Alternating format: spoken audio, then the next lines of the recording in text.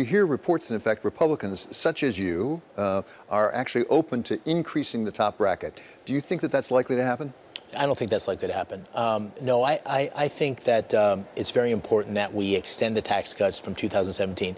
Now, the things I have said on the campaign trail, I also like some very specific tax policy that will help people that are across Pennsylvania struggling to make ends meet.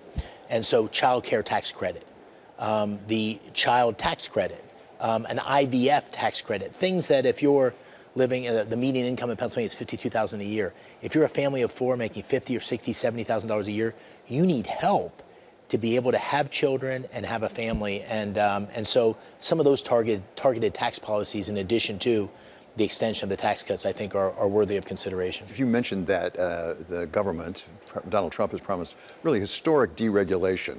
But right now we have this dispute with Harvard. And I've read the letter, you've read the letter. That doesn't look like deregulation to me. It looks like a really vicious sort of regulation and against all higher education.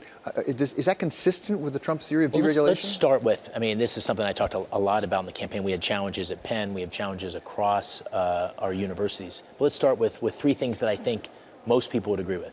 Number one, there is anti-Semitism deeply embedded in a number of our most elite universities.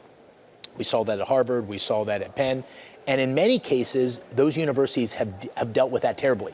They haven't enforced the law, they haven't actually, they protected Jewish students and other students from being able to go to class. So that's point one. Point two is, I don't think anybody would dispute the fact that particularly the elite universities are highly progressive, highly biased. If you look at the tenured faculty, they're almost exclusively progressive Democrats. I mean, I went to one of those universities for graduate school, Princeton, and the departments are, for the most part, progressive Democrats that are promoting a certain vision. The third thing I would say is a private university can do anything at once, but Harvard is getting $9 billion of taxpayer money.